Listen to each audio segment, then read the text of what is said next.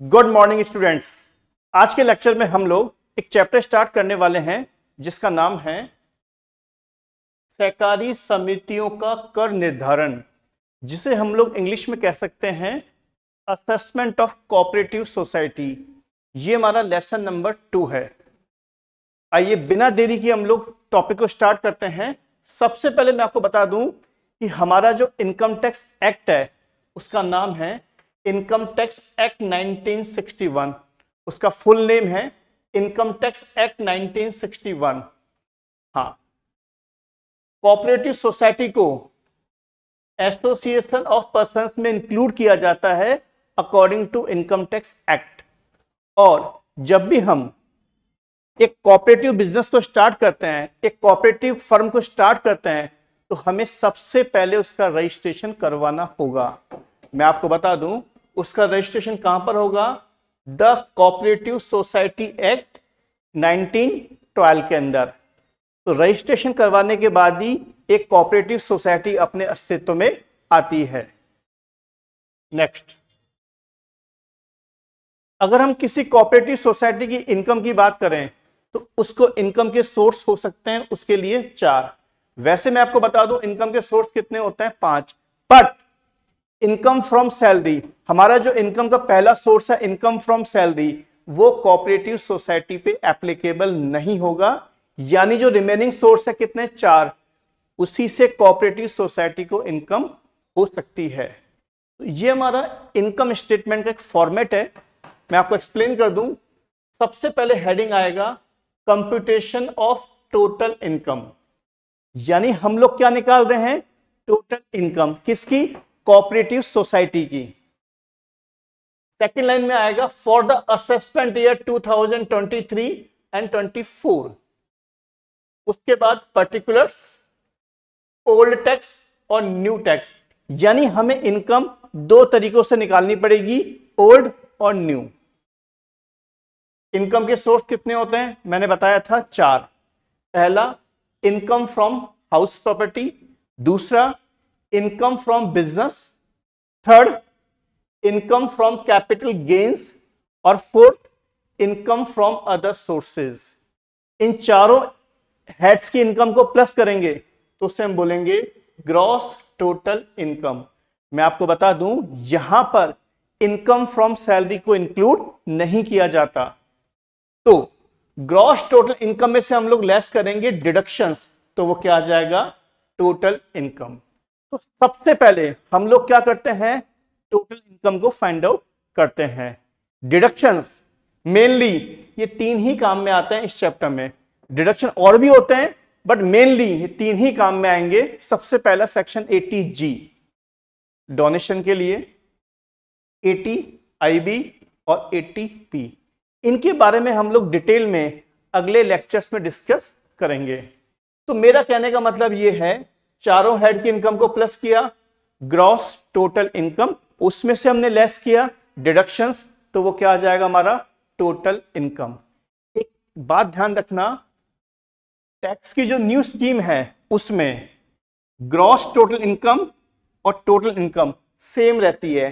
That means उसमें हमें deduction का बेनिफिट नहीं मिलता। यानी जो हम डिडक्शन एप्लीकेबल करेंगे वो केवल करेंगे ओल्ड स्कीम में। न्यू स्कीम में हम लोग डिडक्शन का यूज नहीं करेंगे। तो इस तरीके से हम लोग क्या निकालेंगे? टोटल इनकम एक सोसाइटी की। अब हम बात करते हैं टैक्स की। टैक्स की ओल्ड स्कीम की बात कर रहे हैं हम लोग सबसे पहले, क्योंकि हमें इनकम भी निकालनी है 2 तरीकों से, ओल्ड स्कीम और न्यू स्कीम, और टैक्स भी हमें निकालना है 2 तरीकों से, ओल्ड स्कीम और न्यू स्कीम। तो सबसे पहले हम लोग बात कर रहे हैं टैक्स की ओल्ड स्कीम की। तो टोटल इनकम कैलकुलेट करने के बाद हम लोग क्या निकालेंगे? टैक्स। टैक्स निकालने का जो तरीका है वो क्या है? अगर आपकी इनकम 0 से लेकर 10,000 के बीच में है, यानी अगर आपकी इनकम 10,000 रुपीज तक है तो हमारा टैक्स कितना आएगा? 10%। अगर आपकी इनकम कितनी है? मोर देन 10,000 और लेस देन 20,000, तो टैक्स कितना आएगा? 20%। और आपकी इनकम कितनी हो? मोर देन 20,000, 20,000 से कितनी भी हो सकती है, उस पर टैक्स कितना आएगा? 30%। मैं आपको बता दूं, टैक्स हमेशा डिफरेंस वैल्यू पे आएगा।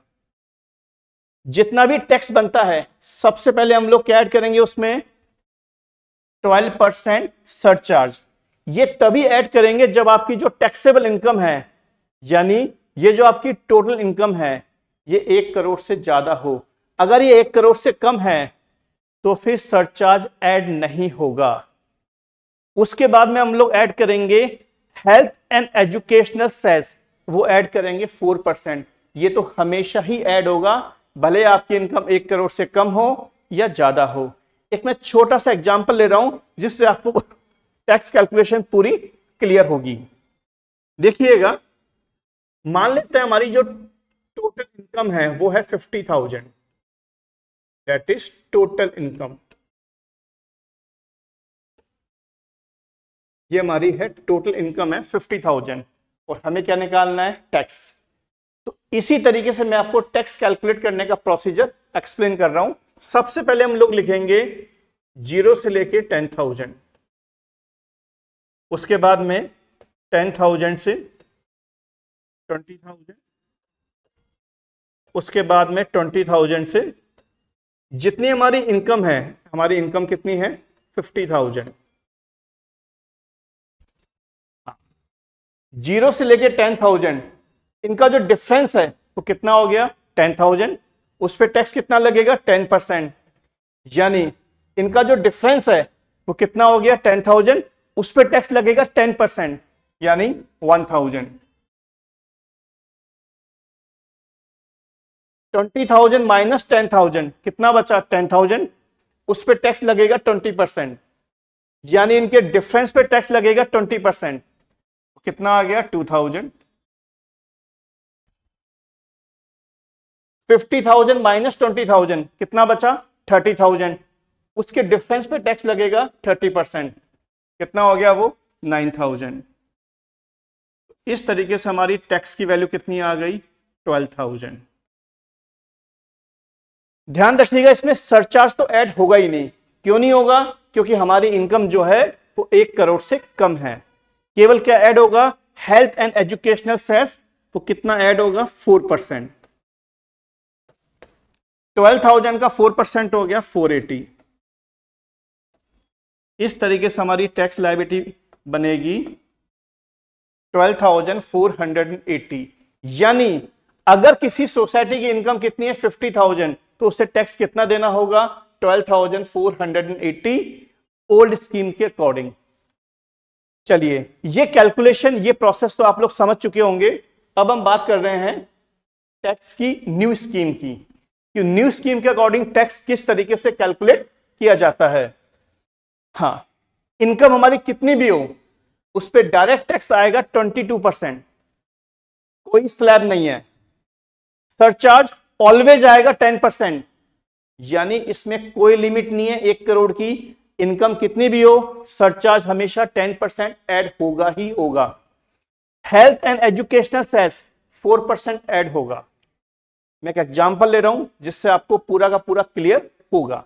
चलिए, सपोज हमारी 50,000 रुपीज क्या है टोटल इनकम, और इस पे हमें क्या निकालना है, टैक्स निकालना है। तो वही तरीका, 0 से लेके हमारी इनकम कितनी है 50,000, इस पे डायरेक्ट टैक्स कितना आ जाएगा 22%, यानी यहां पर कोई स्लैब अवेलेबल नहीं होती। जितनी भी इनकम है उस पे डायरेक्ट टैक्स निकालते हैं हम लोग 22%।